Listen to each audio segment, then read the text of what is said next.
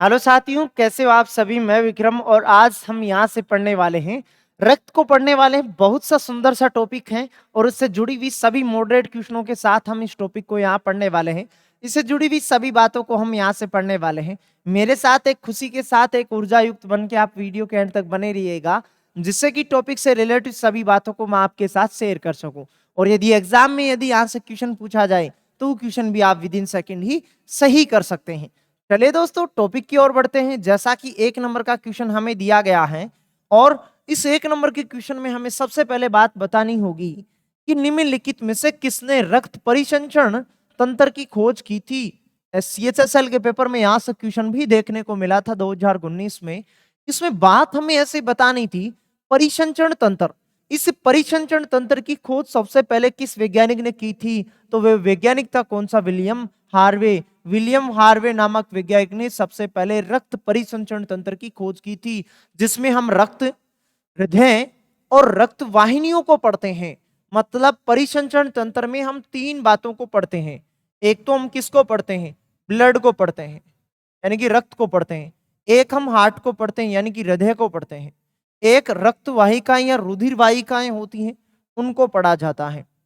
रुधिर वाहिकाएं जो होती हैं, इन रुधिर वाहिकाओं को पढ़ा जाता है।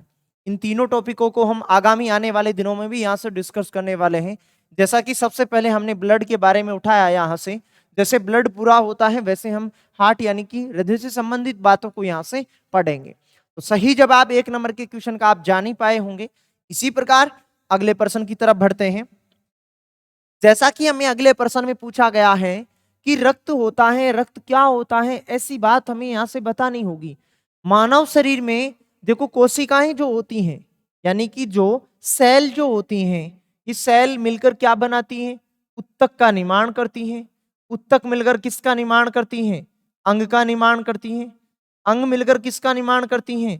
तंत्र का निर्माण करती हैं। और विभिन्न प्रकार के तंत्र मिलकर किसका निर्माण करते हैं? मानव शरीर का एक पूर्ण रूप से जो शरीर होती है, जो बॉडी होती है, एक शरीर का निर्माण कर लेती हैं। हो गया काम यहां से। अब देखो, कोशिकाओं के समूह को हम क्या कहते हैं? उत्तक कहते हैं। समान प्रकार के उत्तक जब एक जगह इकट्ठा होते हैं, वो क्या बनाते हैं? अंग को बनाते हैं। यहां हमें ब्लड के बारे में पूछा कि ब्लड क्या होता है। देखो, ब्लड में कोशिकाएं होती हैं। एक तो होता है आरबीसी, एक होती है कौन सी? डब्ल्यूबीसी, और एक होती है प्लेटलेट्स। कौन सी होती है? प्लेटलेट्स होती हैं। और जब कोशिकाएं के समूह होते हैं, उन कोशिकाओं को समूह को हम क्या कहते हैं? उत्तक कहते हैं। यहाँ देखो, विभिन्न प्रकार की कोशिकाएं होती हैं ब्लड में, तो ब्लड को क्या कहा जाता है? ब्लड को एक उत्तक कहा जाता है। वो भी हमारे शरीर में एकमात्र पाए जाने वाला तरल उत्तक होता है। कैसा उत्तक होता है? तरल उत्तक होता है। कैसा उत्तक होता है? तरल उत्तक होता है। और इसी के साथ जो ब्लड होता है, ये ब्लड हमारे शरीर के एक पार्ट को दूसरे पार्ट से जोड़े रखने का काम करता है। इस कारण मानव शरीर का जो ब्लड होता है, ये ब्लड तरल संयोजी उत्तक होता है। कैसा संयोजी होता है? तरल संयोजी उत्तक होता है। तरल संयोजी उत्तक होता है। संयोजी का मतलब एक पार्ट को दूसरे पार्ट से जोड़े रखने का काम करता है। तरल के बारे में आपने जाना ही है, और उत्तक के बारे में आप जान चुके हैं कि कोशिकाओं का समूह होने के कारण इसे उत्तक कॉल किया जाता है। और मनुष्य के शरीर में एकमात्र ऐसा उत्तक होता है ब्लड, जो तरल अवस्था में पाया जाता है। यदि आपको इसी बात को यदि परीक्षा में ऐसे पूछा जाता है, परीक्षा में यदि इसी बात को देखो, 2 तरीके से आपको यहां से प्रश्न पूछा जा सकता है कि मानव शरीर का तरल संयोजी उत्तक। एक तो बात आपको यहां से एग्जाम में ये बात पूछी जाए, तरल संयोजी उत्तक कौन सा होता है। और एक परीक्षा में हमें ऐसे पूछा जाए यहां से, ठोस संयोजी उत्तक। ठोस संयोजी उत्तक। यदि इन दोनों के बारे में पूछे तो आपने पीछे वाला जो क्लास थी जिसमें अपन कंकाल तंत्र को पढ़े थे, यानी कि हड्डियों से रिलेटिव बातों को पढ़े थे, यदि आप नए ज्वाइन हुए हो आज ही, यदि आपने मेरे पीछे की क्लासों को नहीं देखा है, तो इसी प्रकार हम बहुत से टॉपिकों को डिस्कस कर चुके हैं। उन सभी टॉपिकों को भी आप पढ़ें, और सभी टॉपिकों को पढ़ने के लिए आप हमारी प्लेलिस्ट को विजिट करें। प्लेलिस्ट का लिंक आपको डिस्क्रिप्शन बॉक्स में मिल जाएगा, वहां से आप प्लेलिस्ट में सभी टॉपिकों को क्रम दर क्रम पढ़ें, जिससे कि सभी बातें, जैसे कि आपने पास कुछ टॉपिक और बचे हुए हैं आगे, उन टॉपिकों को भी हम इसी प्रकार डिस्कस करेंगे। तो आगामी टॉपिकों में ऐसी दिक्कत नहीं होगी जब आपने पीछे के टॉपिक्स को सभी को सही वे में जाना है। तो देखो, इस बात को मैंने पहले आपके साथ शेयर कर चुका हूं कंकाल तंत्र में, कि ठोस संयोजी उत्तक जो होता है हमारे शरीर का, वो एकमात्र कौन होता है? हमारी जो हड्डियां होती हैं, हमारी जो अस्थियां होती हैं, वो अस्थियां मानव शरीर की कठोर संयोजी उत्तक होती हैं। लेकिन मानव शरीर का तरल संयोजी उत्तक होता है ना, वो कौन होता है? वो होता है कौन? ब्लड होता है। ऐसे दो अलग अलग प्रकार के पर्सन बनते हैं यहाँ से। एक पर्सन को यहाँ से पूछा गया था ब्लड के बारे में, तो ब्लड क्या है? एक संयोजी उत्तक। यदि इसके ऊपर यदि आपके पास आगे यदि तरल लगाकर भी देना, तब भी हम बता सकते हैं कि ब्लड एक तरल संयोजी उत्तक होता है। सही जवाब ए हमारा यहाँ से सही जवाब होगा। इसी प्रकार अगले प्रश्न की ओर बढ़ते हैं। जैसा कि अगला खूबसूरत सा क्वेश्चन है हमारा, मानव वयस्क में कुल कितना रक्त होता है? राजस्थान पुलिस 2011 में यहां से क्वेश्चन पूछा गया है। आगामी राजस्थान पुलिस की जो वैकेंसी हो गई, उसमें भी आपको साइंस से रिलेटिव 10 से 11, 10 से 15 क्वेश्चनों के अंडर आपको पूछे जाएंगे। तो वहां से आप ध्यान में रखें कि हम प्रश्नों को किस प्रकार से करेंगे। मेरी प्लेलिस्ट में बहुत से आपको टॉपिक प्रोवाइड करवाए गए हैं, उन सभी टॉपिक्स पे आप बने रहिए, जिससे राजस्थान पुलिस, अन्य कॉम्पिटिटिव एग्जाम जैसे ग्रुप डी हो गई, एनटीपीसी हो गई, आपके पास वनपाल हो गया, वन रक्षक होगी, ऐसी विभिन्न प्रकार की कॉम्पिटिटिव एग्जाम में यदि आप साइंस से रिलेटिव यदि स्कोरिंग को करना चाहते हो, तो मेरी सभी क्लासों में आप शुरू से एंड तक बने रहिएगा। और साइंस से रिलेटिव यदि आपने नोट्सों को अभी तक नहीं प्राप्त किया है, लिंक आपको डिस्क्रिप्शन बॉक्स में मिल जाएगा। उस लिंक के माध्यम से सामान्य विज्ञान के संपूर्ण नोट्सों को आप प्राप्त कर सकते हैं। और इसी के साथ हम प्रश्न को भी डिस्कस करते हैं। मानव वयस्क में कुल कितना ब्लड होता है? एक वयस्क व्यक्ति में औसतन ब्लड की जो मात्रा होती है वो लगभग होती है 7 लीटर के आसपास। हो सकता है 7 लीटर आपके पास मान दिया जाए, या इससे रिलेटिव कोई मान दिया जाए तो वो भी आप बता सकते हैं। तो इससे रिलेटिव यहाँ कौन सा ऑप्शन है? 5 से 6 लीटर। तो 5 से 6 लीटर हम यहाँ से सही जवाब बता सकते थे। बल्कि ऑप्शन में यदि अपने को 7 से रिलेटिव मान भी दिया जा सकता है। तो वयस्क व्यक्ति में औसतन ब्लड की मात्रा कितनी होती है? 7 लीटर के आसपास होती है। ठीक है ना, इतनी बातों को आपने जाना होगा। इसी के साथ अगले प्रश्न की तरफ बढ़ते हैं। अगला प्रश्न हमें पूछा गया है पीएच मान से संबंधित, कि मानव रक्त का पीएच मान लगभग कितना होता है? एनटीपीसी के एग्जाम में भी पूछा गया था, सीएचएसएल के पेपर में भी 2020 में प्रश्न पूछा गया था, बहुत से पेपरों में इससे पहले भी ये क्वेश्चन पूछा गया है। तो आप इस क्वेश्चन को सही वे में जाने कि ब्लड का पीएच मान कितना होता है। ब्लड का पीएच मान होता है 7.4 होता है। कितना होता है? 7.4 होता है। या इस बात को हम ऐसे भी तो लिख सकते हैं, यदि आपको ऐसे गणितीय मान नहीं देकर आपको परीक्षा में ये मान भी तो दिए जा सकते हैं कि इसको हल्का सारीय कहा जा सकता है। क्या कहा जा सकता है? हल्का सारीय भी तो कहा जा सकता है। हल्का सारीय क्यों कहा जा सकता है?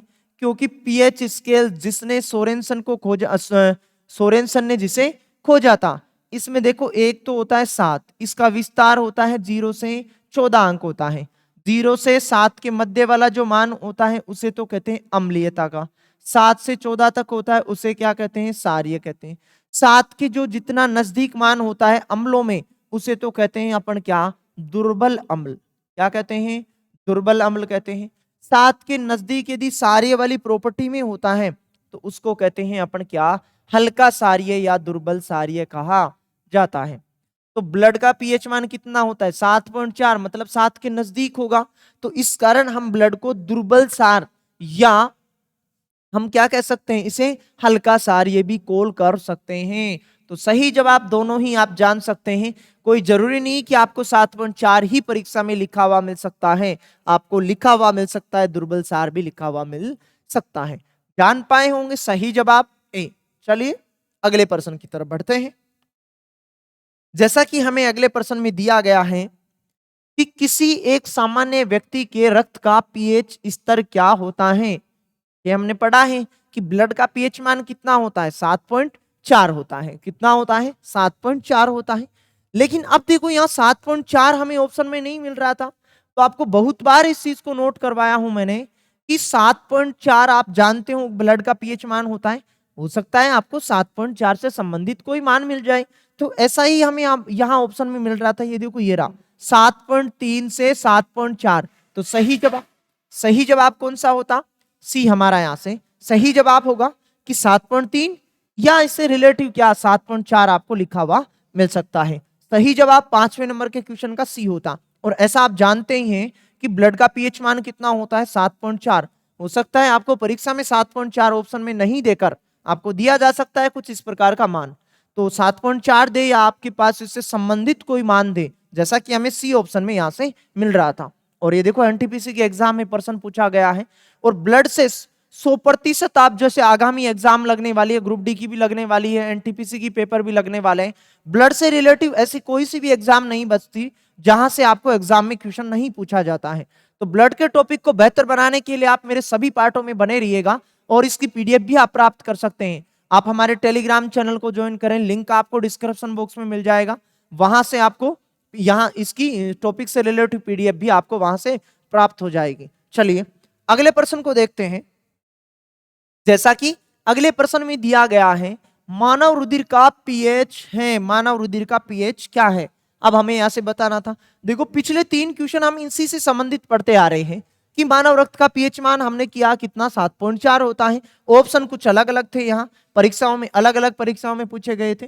फिर हमने कुछ पीएच का माप, पीएच वाला क्वेश्चन था कुछ इस प्रकार से पढ़ा, इसके ऑप्शन भी कुछ अलग अलग थे, तो हमारा कुछ जवाब भी आप जान पाए होंगे यहाँ से। और अब हमने पढ़ा मानव रुधिर का पीएच मान, तो अब तो आप जान ही चुके हैं कि 7.4 होता है। सही जवाब डी यहाँ से सही जवाब होता। एनटीपीसी के एग्जाम में भी प्रश्न यहां से पूछा गया था 7वें नंबर का प्रश्न। 7वें नंबर के प्रश्न में अब थोड़ी सी तो एक्स्ट्रा बात आपको जाननी थी, तभी आप इसका सही जवाब बता सकते थे, क्योंकि मैंने पीछे के क्वेश्चन में आपको इससे संबंधित बातों को बताई है। तो विद इन सेकेंड इसका सही जवाब आप कमेंट बॉक्स में लिख ही सकते हैं। मानव रक्त का है, मानव रक्त है, ऐसे ही हमें यहां से पूछा गया है। रेलवे जेई की एग्जाम में 2014 में यहां से क्वेश्चन हमें पूछा गया था कि मानव जो रक्त होता है वो क्या होता है? तो उदासीन होता है। उदासीन किसे कहते हैं? जैसे अपन ने पीएच स्केल को कभी नोटिस किया होगा तो इस पे लिखा हुआ था 7, इस पे लिखा हुआ था 0 से 14। और दिल्ली पुलिस के पेपर में यहां से एक इजी सा क्वेश्चन पूछा गया था कि पीएच स्केल का विस्तार परास कितना होता है? तो परास होता है 0 से लेकर कहां तक होता है? 14 तक इसमें अंक लिखे रहते हैं। तो ये हमें सही जवाब बताना था। उदासीन किसे कहते हैं? जिसका पीएच मान कितना होता है? 7 होता है, लेकिन ब्लड का पीएच मान तो कितना होता है? 7.4 होता है। तो ये तो इसका गलत जवाब होता। थोड़ा अम्लीय होता है, थोड़ा अम्ल, इस थोड़ा अम्ल का मतलब है दुर्बल अम्ल, दुर्बल अम्ल। और इसके पीछे के क्वेश्चन थे उसमें मैंने आपको बताया था दुर्बल अम्ल क्या होता है, दुर्बल सार क्या होता है। अम्ल की प्रॉपर्टी ये वाली होती है 0 से 7 वाली, और सार की प्रॉपर्टी होती है कौन सी? 7 से 14 तक होती है। तो देखें यहाँ, तो 7 के जो नजदीक जितने मान आएंगे किसमें? अम्ल में, उन्हें तो कहेंगे दुर्बल अम्ल। और इधर सारी वाली प्रॉपर्टी में 7 के जितना नजदीक जो मान आएगा उसे क्या कहेंगे? दुर्बल सारीय। तो 7.4 आता है यहाँ, तो 7.4 कैसा हो गया? दुर्बल सारीय हो गया। तो ब्लड कैसा हो गया? दुर्बल सारीय हो गया। तो हम यहां से पढ़ सकते हैं सी ऑप्शन को, बी ऑप्शन भी कर चुका था, सी ऑप्शन। अम्ल या सार में परिवर्तनशील नहीं, ब्लड का पीएच मान सिर्फ कितना होता है? 7.4 होता है। फिर हमें डी ऑप्शन में दिया गया है यहाँ थोड़ा सारीय। थोड़ा सारीय का मतलब है यहाँ दुर्बल सारीय, दुर्बल सारीय, ऐसा हम बता सकते हैं। तो हम जैसे ऐसे रिलेटिव बातों को भी परीक्षा में पकड़ सकते हैं। तो 7 के नजदीक जो सारी वाली प्रॉपर्टियां होंगी उन्हें क्या कहते हैं? दुर्बल सारीय कहते हैं। 7.4 7 के नजदीक आता है तो हम इसे कहते हैं क्या? थोड़ा सारीय या दुर्बल सारीय कहते हैं। सही जवाब 7वें नंबर के क्वेश्चन का डी हमारा सही जवाब होता। चलिए अगले प्रश्न की तरफ बढ़ते हैं। जैसा कि हमें अगले प्रश्न में दिया गया है मनुष्य में पाए जाने वाला, मनुष्य में पाए जाने वाला श्वसन पिगमेंट है। श्वसन पिगमेंट के बारे में यहां से बताना था। जीवन में कहीं भी पिगमेंट शब्द आए समझना होगा कि रंगना क्या होगा? रंगना। जैसे आपके पास जैसे पत्तियों में पाए जाने वाला क्लोरोफिल एक पिगमेंट होता है जो पत्तियों का रंग कैसा करता है? हरा करता है, उसमें हरित लवक में पाया जाता है। ऐसी बातों को हम यहाँ से पढ़ते हैं। तो यहाँ से तो हमें श्वसन पिगमेंट के बारे में बताना था कि जो हमारा जो ब्लड होता है, इस ब्लड में कोशिका पाई जाती है। इस कोशिका को कहते हैं आरबीसी। क्या कहते हैं? आरबीसी। इस आरबीसी में एक प्रोटीन पाया जाता है, जिस प्रोटीन को कौन सा प्रोटीन कहते हैं? हीमोग्लोबिन प्रोटीन कहते हैं। क्या कहते हैं? हीमोग्लोबिन प्रोटीन कहते हैं।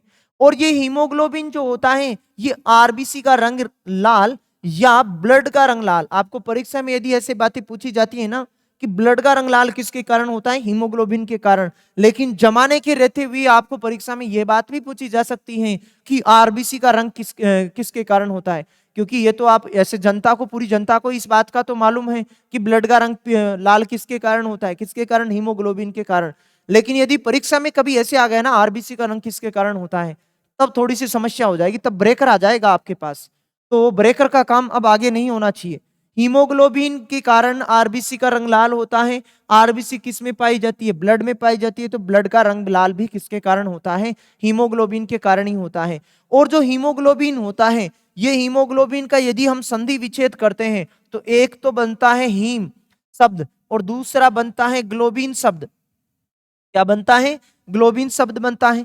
तो जो हीम तो जो होता है, ये हीम तो एक रंजक होता है, रंगने का काम करता है। क्या होता है? रंजक। ग्लोबिन एक प्रोटीन का प्रकार होता है। किसका प्रकार होता है? प्रोटीन का प्रकार होता है, जो कि O2 और CO2 का परिवहन करवाने के लिए रेस्पॉन्सिबल होता है। मतलब O2 CO2 यानी कि श्वसन का परिवहन करता है। अपन श्वसन के दौरान जो गैसें लेके जाते हैं और बाहर निकालते हैं, उनका परिवहन करने का काम करता है कौन? ग्लोबिन। ग्लोबिन यदि ऑप्शन में नहीं मिले तो अपन ऊपर आ सकते हैं, हीमोग्लोबिन परिवहन करता है। हीमोग्लोबिन भी यदि ऑप्शन में नहीं मिले तो हम कह सकते हैं कौन? आरबीसी परिवहन करती है O2 और CO2 का। और ये जो हीम आपके पास बन रहा है रंजक, इस रंजक में एक धातु पाई जाती है, जिस धातु को कहते हैं क्या? लोहा। और ब्लड में पाए जाने वाला लोहा भी कौन सा होता है? Fe+2 वाला होता है, जिसके कारण ब्लड का रंग क्या होता है? लाल।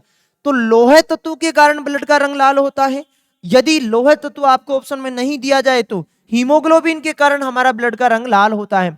जो लाल कलर की जो मिट्टी होती है, उस लाल कलर की मिट्टी में भी यदि लोहे की मात्रा ज्यादा पाई जाती है तो वो लाल रंग की होती है। ऐसा आप जीके वीके में भी पढ़ते होंगे। चलिए, तो जुड़ाव की सभी बातें जान पाए होंगे। अब तो क्वेश्चन बता ही सकते हैं आप कि मनुष्य में पाए जाने वाला श्वसन पिगमेंट कौन सा होता है? पिगमेंट रंगने वाला श्वसन, जो श्वसन का काम करता है, कौन होता है? हीमोग्लोबिन होता है। अब तो आप इतनी बातों को जानते हैं तो विद इन सेकेंड सही जवाब यहां से लगा ही सकते हैं। 8वें नंबर के क्वेश्चन का सही आंसर होता डी होता।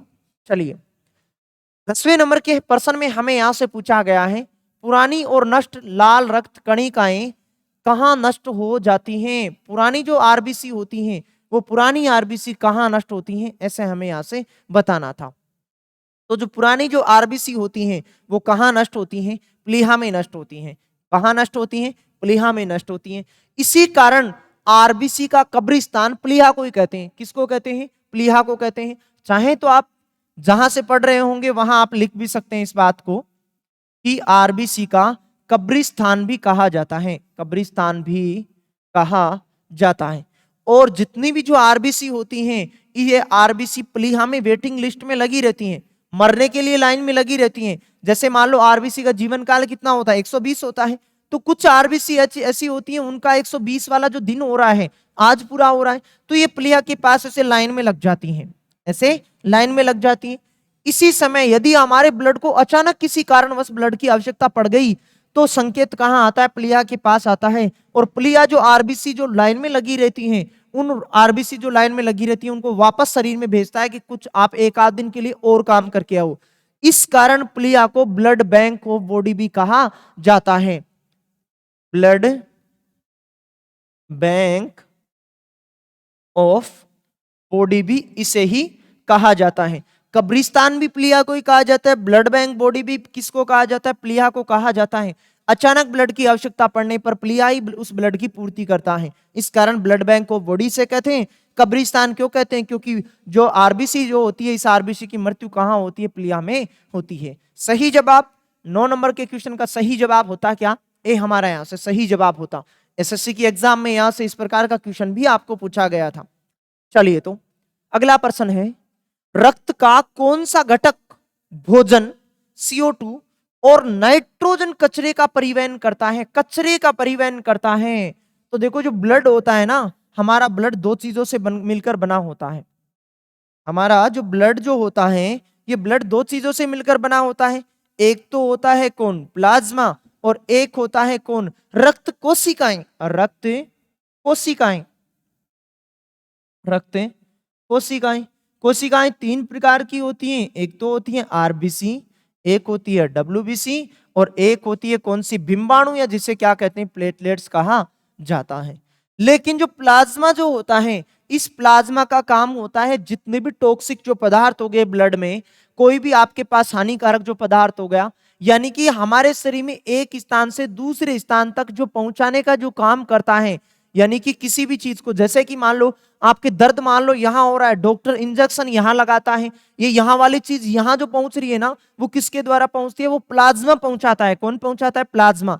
जबकि गैस का परिवहन जैसे ऑक्सीजन हो गई, उस ऑक्सीजन का परिवहन तो कौन करता है, आरबीसी करती है। तो यहां देखो हिंट, इस प्रश्न का उत्तर बताने के लिए हमें यहां से हिंट दिया गया है, नाइट्रोजन कचरे का परिवहन, जितने भी जो टॉक्सिक जो पदार्थ बनते हैं हमारे ब्लड में, उन सभी का परिवहन करवाने का काम करता है कौन, प्लाज्मा करता है। जबकि यहां आपको O2 देता ना, O2 ऐसे O2 दिया हुआ होता, तब हम आरबीसी को बता सकते थे। लेकिन अब तो हम यहां से सही जवाब बताते, कौन सा, डी हमारा यहां से सही जवाब होता।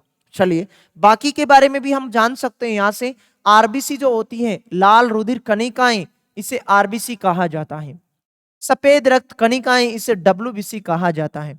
और रक्त प्लेटलेट्स जिसे बिंबाणु कहते हैं, आरबीसी O2 और CO2 का परिवहन करती है। सफेद रक्त कोशिकाएं डब्ल्यूबीसी रोग प्रतिरोधक क्षमता को विकसित करती है। और प्लेटलेट्स ये हमारे रक्त का थक्का बनाने के लिए रेस्पॉन्सिबल होती है। ऐसी बातों को हम यहां से बता सकते हैं। चलिए तो अगले प्रश्न की तरफ बढ़ते हैं। जैसा कि अगला प्रश्न दिया गया है, चलिए तो जैसा कि अगला प्रश्न है हमारे सामने, रक्त का इनमें से कौन सा घटक ऑक्सीजन का परिवहन करता है। पीछे के क्वेश्चन पे वापस लेके चलता हूं। पीछे का क्वेश्चन भी आपको कंफ्यूज करने के लिए दोनों मैंने आपको आगे पीछे प्रश्न लगाए हैं। यह प्रश्न आपको एग्जाम में पूछा गया प्रश्न है। इस प्रश्न की लैंग्वेज कुछ अलग थी। आगे वाला प्रश्न जो अब हम डिस्कस करने वाले हैं, इसकी लैंग्वेज कुछ अलग है। आप यहां से ट्रेस कर सकते हैं इस बात को। ऐसे ही आपको परीक्षा में भी कंफ्यूज किया जाता है, क्योंकि आप पूरी बातों को वहां से नहीं जान पाते हो, तो वहां से आप प्रश्न को गलत भी कर देते हो। तो रक्त का इनमें से कौन सा घटक ऑक्सीजन का परिवहन करता है, ऑक्सीजन पूछा है ना। तो अभी हम जान रहे थे कि ब्लड में पाए जाने वाला जो हीमोग्लोबिन होता है, ब्लड में पाए जाने वाला जो हीमोग्लोबिन होता है, हीमोग्लोबिन एक प्रोटीन का प्रकार होता है जो हमारी O2 और CO2 का परिवहन करवाने के लिए रेस्पॉन्सिबल होता है। और यदि आरबीसी के बारे में भी पूछा जाए ना कि आरबीसी का काम क्या होता है, तो आरबीसी का काम भी आप बता सकते हैं, O2 CO2 का परिवहन करने का उसका काम होता है। सही जवाब हमारा यहां से क्या होता, ऑक्सीजन का परिवहन करता है कौन, आरबीसी। क्योंकि अब हमें हीमोग्लोबिन नहीं दिया गया था, क्योंकि आरबीसी में क्या पाया जाता है, हीमोग्लोबिन, एच भी पाया जाता है। और जो कुछ समय पहले जो आपके पास पटवार की एग्जाम लगी थी, उस पटवार की एग्जाम में हीमोग्लोबिन की मात्रा पूछी गई थी, और आपको क्लास वर्क में ऐसे कैसे लिखाया गया था कि हीमोग्लोबिन की मात्रा लगभग औसतन होती है 15 ग्राम पर 100 ml, पर 100 ml होती है। आगे से भी आप इस बात को ध्यान रख सकते हैं कि हीमोग्लोबिन की मात्रा मनुष्य के शरीर में कितनी होती है, 15 ग्राम पर 100 ml। महिलाएं जो होती हैं उसमें थोड़ा सा कम होता है। चलिए अगले प्रश्न की तरफ बढ़ते हैं। जैसा कि अगला प्रश्न हमें दिया गया है, निम्नलिखित में से कौन सा मनुष्य में श्वसन रंजक है। वही बात है जो हमने पीछे के क्वेश्चन में, बस आपको कंफ्यूज करने के लिए यहां दिया गया है। उस प्रश्न को वापस हम देखते हैं। देखो श्वसन पिगमेंट के बारे में हमें यहां से कौन सा प्रश्न पूछा गया था। ये देखो, ये प्रश्न देखो, मनुष्य में पाए जाने वाला श्वसन पिगमेंट, पिगमेंट यानी रंजक, रंगने वाला। यहां प्रश्न कुछ इस प्रकार का था, लोको पायलट के पेपर में आपको पूछा गया था। और अब हम जिस प्रश्न को डिस्कस कर रहे हैं, वो प्रश्न आप देख रहे होंगे यहां से कुछ आपके पास वो प्रश्न इस प्रकार से है। तो अब देखो यहां रंजक, पिगमेंट की जगह रंजक लगा दिया, बस प्रश्न में सिर्फ यही अंतर था। तो श्वसन पिगमेंट कौन सा होता है, हीमोग्लोबिन होता है। ऐसी बातों को हमने इसके पीछे के क्वेश्चन में भी जाना है। सही जवाब डी हमारा सही आंसर होता। चलिए अगले प्रश्न को पढ़ते हैं। अगले प्रश्न में यहां दिया गया है, हीमोग्लोबिन में निम्नलिखित में से कौन सी धातु मौजूद रहती है। हर बार किसी ना किसी पेपर में आपको इससे रिलेटिव बातें पूछी जाती हैं कि हीमोग्लोबिन क्या होता है, हीमोग्लोबिन में कौन सी धातु पाई जाती है, ब्लड में कौन सी धातु पाई जाती है। तो ध्यान रखें, जो हमारा जो ब्लड होता है, इस ब्लड में पाए जाने वाला प्रोटीन एक कोशिका होती है, कौन सी? आरबीसी। आरबीसी में एक प्रोटीन पाया जाता है, कौन सा प्रोटीन? Haemoglobin protein. और हीमोग्लोबिन जो धातु पाई जाती है वो धातु होती है कौन सी? Fe+2 यानी फेरस, यानी कि लोहा धातु पाई जाती है। कौन सी धातु पाई जाती है? लोह धातु पाई जाती है। तो ब्लड में कौन सी धातु? लोह धातु। आरबीसी में कौन सी धातु? लोह धातु। हीमोग्लोबिन में कौन सी धातु? वही लोह धातु होगी। यहां से आपको अलग अलग प्रकार के प्रश्न पूछे जा सकते हैं आपको कंफ्यूज करने के लिए। तो हीमोग्लोबिन में निम्नलिखित में से कौन सी धातु मौजूद रहती है? लोह धातु मौजूद रहती है। ऐसा क्वेश्चन आपको रेलवे के पेपर में पूछा गया था। चलिए, इस बात को तो आप जाने ही होंगे। अगले प्रश्न को पढ़ते हैं। और अगले प्रश्न में हमें यहां से पूछा गया है, मानव शरीर में रक्त की अपर्याप्त आपूर्ति को कहते हैं। रक्त की अपर्याप्त आपूर्ति या आरबीसी की कमी होना क्या कहलाता है? ऐसी बात हम यहां से बता सकते थे कि आरबीसी की संख्या में कमी होना, आरबीसी की संख्या में कमी होना। इस प्रश्न की जगह या आपको यदि ये बात भी लिखा हुआ मिले ना, तो उस बात का वही मतलब निकलेगा जो प्रश्न वाली बात में निकल रहा है। मतलब रक्त की अपर्याप्त, मतलब रक्त की कमी होना। किसकी कमी होना? रक्त की कमी होना। ऐसी बात हम यहां से बता सकते हैं। आरबीसी की संख्या कम होना या रक्त की कमी होना? रक्त की कमी होना। तो आरबीसी की कमी होना या रक्त की कमी होना क्या कहलाता है? एनीमिया कहलाता है। क्या कहलाता है? एनीमिया कहलाता है। सही जवाब ए हमारा यहां से सही जवाब होता। इसके अलावा हम इस बात से ऐसे भी रिलेट कर सकते हैं, जब आप विटामिन का टॉपिक पढ़ते हो तो विटामिन के टॉपिक में आपको 3 ऐसे विटामिन होते हैं जिनकी कमी से एनीमिया होता है। और वो 3 विटामिन कौन कौन से होते हैं? एक तो होता है विटामिन B6, एक होता है विटामिन B9 और एक होता है विटामिन B12। और इससे रिलेटिव पटवारी की एग्जाम में भी आपको यहां से क्वेश्चन पूछा गया था। तो इससे जुड़ाव की सभी बातों को आप यहां से जान सकते हैं कि आरबीसी की कमी होना या रक्त की कमी होना क्या कहलाता है? एनीमिया। एनीमिया B6 की कमी से होता है, B9 की कमी से भी होता है और B12 की कमी से भी होता है। और यदि धातु के बारे में पूछा जाए ना कि कौन सी धातु की कमी से कौन सी धातु की कमी से एनीमिया होता है, तो वो धातु कौन सी होती है? लोह धातु। कौन सी धातु हो रही थी? लोह धातु, जो किस में पाई जा रही थी? हीमोग्लोबिन में। हीमोग्लोबिन भी किस में पाया जा रहा था? आरबीसी में। और आरबीसी भी किस में पाई जा रही थी? ब्लड में पाई जा रही थी। तो ऐसी बात भी हम यहां से बता सकते हैं कि लोह धातु की कमी से भी कौन सा होता है? एनीमिया रोग होता है। और एनीमिया रोग क्या होता है? आरबीसी की संख्या में कमी होना या रक्त की कमी होना। चलिए अगले प्रश्न की तरफ बढ़ते हैं। जैसा कि अगला प्रश्न हमें दिया गया है, रक्त में प्रतिस्कंदन पदार्थ। प्रतिस्कंदन, स्कंदन का मतलब होता है थक्का बनना, रक्त का रुकावट होना। यहां तो लेकिन प्रति देर का मतलब सामने वाला, इसका मतलब होता है रक्त का थक्का नहीं बनाने वाला। एक तो होता है रक्त का थक्का बनाने वाला और एक होता है रक्त का थक्का नहीं बनाने वाला। रक्त का थक्का होता है जैसे मान लो मेरी अंगुली यहां से कट लग गया, कट लगने पर आप यहां से नोट करते हैं कि 2 से 4 मिनट के दौरान ऑटोमेटिक ब्लड का प्रवाह ऑटोमेटिक बंद हो जाता है, उसको कहते हैं रक्त का थक्का बनना। लेकिन आपने कभी नोटिस किया होगा कि सर ये शरीर के अंदर रक्त का थक्का क्यों नहीं बनता है? शरीर के अंदर रक्त का थक्का इस कारण नहीं बनता है क्योंकि वहां हिपेरिन प्रोटीन मौजूद रहता है। लेकिन जैसे ही ये ऑक्सीजन की संपर्क में आता है, जैसे मान लो कटा, कटने के पश्चात ब्लड बाहर आया और बाहर क्या है? वायुमंडल में ऑक्सीजन की मात्रा तो है, चाहे से उसका परसेंट कुछ भी रहा हो, लेकिन है तो सही ना। जैसे ही ये हिपेरिन ऑक्सीजन के संपर्क में आता है तो अपना निष्क्रिय अवस्था में आ जाता है, मतलब काम नहीं कर पाता है अपना। इस कारण ब्लड का क्या बन जाता है? थक्का। और हमारे शरीर में जो हिपेरिन जो प्रोटीन होता है वो रक्त का थक्का नहीं बनने देता है। इस कारण जो प्रतिस्कंदन जो पदार्थ होता है वो कौन होता है? हिपेरिन होता है। सही जवाब बी हमारा यहां से सही जवाब होगा। चलिए अगले प्रश्न को पढ़ते हैं। यहां से अगले प्रश्न में पूछा गया है, पीछे वाले जो क्वेश्चन को हमने डिस्कस किया ना उससे संबंधित बातों को यहां से हमें पूछा गया था कि मानव रक्त प्लेटलेट्स छोड़ते हैं। क्या छोड़ती हैं? बिंबाणु मतलब प्लेटलेट्स क्या छोड़ती हैं?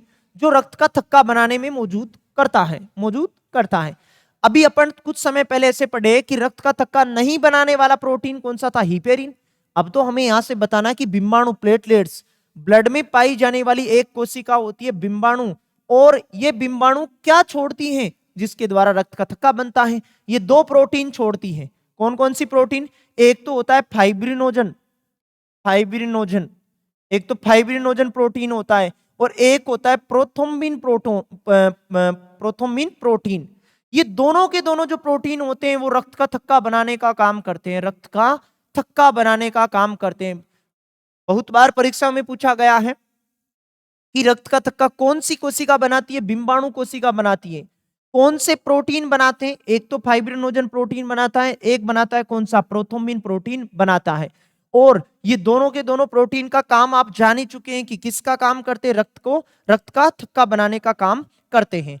इसके अलावा यदि विटामिन के बारे में पूछा जाए, विटामिन के टॉपिक में भी हम ऐसी बातों को पढ़ते हैं कि ऐसा कौन सा विटामिन होता है वो रक्त का थक्का बनाता है, तो वो होता है विटामिन के। कौन सा विटामिन होता है? विटामिन के रक्त का थक्का बनाने के लिए रेस्पॉन्सिबल होता है। सही जवाब पर्सन का कौन सा होता? प्रोथ्रोम्बिन होता, क्योंकि फाइब्रिनोजन अब हमारे पास प्रोटीन यहाँ ऑप्शन में नहीं है। दोनों के दोनों जो प्रोटीन होते हैं वो रक्त का थक्का बनाते हैं। कोशिका के बारे में पूछा जाए तो बिंबाणु या प्लेटलेट्स कोशिका रक्त का थक्का बनाती है। विटामिन के बारे में पूछा जाए तो विटामिन के रक्त का थक्का बनाने के लिए जिम्मेवार होता है। सही जवाब ए होता। चलिए अगले प्रश्न को पढ़ते हैं। जैसा कि अगले प्रश्न में हमें पूछा गया है, सामान्य मानव का खून बहने का समय और जमने का समय क्रमशः खालिस्तान होता है। बहने का मतलब रक्त का थक्के के बारे में बताना था। अब हमें यहाँ से कि रक्त का थक्का कितने मिनट के दौरान बन जाता है, आसपास रिलेटिव मान या रिलेटिव समय बताना था। तो देखो यहां से 2 से 3 और 4 से 6 मिनट नहीं, सेकंड वाला ऑप्शन तो कट ही चुका होता आपके पास। आप जैसे मान लो आपकी कोई अंगुली कट गई गलती से, ऐसा हो नहीं, लेकिन फिर भी मान लो कई बार आपकी चोट लग जाती है, तो आपके क्या 2 से 3 सेकंड के दौरान ब्लड का थक्का जम जाता है कि ब्लड ऑटोमेटिक आना बंद हो जाता है कि नहीं? सेकंड वाले ऑप्शन तो with in second he cut जाने चाहिए थे। ये तो हमारा ऑप्शन यहां से कट चुके। फिर बात रही 2 से 3 और 4 से 6 मिनट, नहीं, अपना जो ब्लड का जो समय होता है बहने और जमने का वो होता है 5 से 8 मिनट के दौरान। कितना होता है? 5 से 8 मिनट के दौरान। यदि परीक्षा में ये प्रश्न ऐसे भी पूछा जाए ना कि रक्त का थक्का बनने का समय क्या होता है, औसतन मान बताना होगा 5 से 8 मिनट। तो देखो 5 से 8 मिनट हम यहां से कौन से ऑप्शन को चुन सकते थे? सी ऑप्शन को चुन सकते थे। इनके बीच 5 आने वाला है और इनके बीच 8 आने वाला है, तो ऐसा हम सही समय बता सकते थे कि सी हमारा यहां से सही जवाब होगा। और एनटीपीसी की पेपर में आपको इस प्रकार का क्वेश्चन पूछा गया था, सही जवाब सी होता। वैसे आप ध्यान में रख सकते हैं कि ब्लड का थक्का औसतन बनता है 5 से 8 मिनट के दौरान बनता है। चलिए अगला खूबसूरत सा सवाल मैं आपको दिखाता हूं यहां से। अगला प्रश्न है, प्लाज्मा जो रक्त का एक संगठन है, एक है, क्या है? इजी सी बात है, बल्कि हमें यहां से प्रश्न का तरीका पूछने का अलग दिया गया था और इसी वजह से प्रश्न भी टफ बन रहा था आपके पास। यदि प्रश्न को आप थोड़ी देर के लिए रुक के यदि आप समझते हो, शुरू से मेरी आप 1 नंबर के प्रश्न से यदि बने हुए आ रहे होंगे तो सभी बातों को आप यहां से जान पा रहे होंगे कि जैसे कि मैंने आपको बताया कि जो ब्लड होता है, इस ब्लड के 2 घटक होते हैं। एक तो कौन सा घटक होता है? ठोस घटक होता है।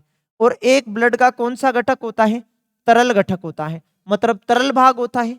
ब्लड का जो तरल भाग होता है, इस तरल भाग को तो क्या कहते हैं अपन? प्लाज्मा कहते हैं। क्या कहते हैं? प्लाज्मा। और ब्लड का जो ठोस भाग होता है उन्हें कहते हैं रक्त की कोशिकाएं। क्या कहते हैं? रक्त की कोशिकाएं कहते हैं। और रक्त की कोशिकाएं कितनी होती है? परीक्षा में ऐसे भी पूछा जाए तो 3 होती हैं, आरबीसी, डब्ल्यूबीसी और प्लेटलेट्स होती हैं। अब देखो अपन कुछ समय पहले एक प्रश्न ऐसे पढ़ रहे थे कि नाइट्रोजन युक्त कचरे का परिवहन करता है, ऐसी बातों को हम पढ़ रहे थे। तो देखो परिवहन कौन करेगा? जो तरल होगा। जैसे कि नदी आपके पास बह रही है, इस नदी में आप कुछ डालोगे तो एक जगह से दूसरी जगह पे पहुंच जाएगा। क्यों पहुंच जाएगा? क्योंकि तरल के साथ साथ जो अपन ने तरल में डाला है वो तरल के साथ भी क्या होने लगेगा? प्रवाह करने लगेगा। तो जो तरल जो भाग होता है उसको अपन क्या करे थे? प्लाज्मा। और प्लाज्मा का क्या काम क्या होता है? किसी भी वस्तु को जो ब्लड में आपके पास प्रविष्ट करवाई गई है उसको एक जगह से दूसरी जगह पे पहुंचाने का काम करता है। तो प्रश्न में हमें यहां से क्या पूछा कि प्लाज्मा जो रक्त का एक संगठन है, एक है, क्या है? कोशिका। नहीं, कोशिका थोड़ी ना है। प्लाज्मा कोशिका थोड़ी ना, कोशिका तो आरबीसी, डब्ल्यूबीसी, प्लेटलेट्स होती हैं। पेशी, मांसपेशी थोड़ी ना है, नहीं, ये भी नहीं है। और उत्तक भी नहीं है। क्यों नहीं है? क्योंकि उत्तक कहते हैं किसी कोशिकाओं के समूह को कहते हैं। प्लाज्मा में किसी भी प्रकार की कोई कोशिका नहीं पाई जा रही, तो प्लाज्मा क्या नहीं है? वो उत्तक नहीं है।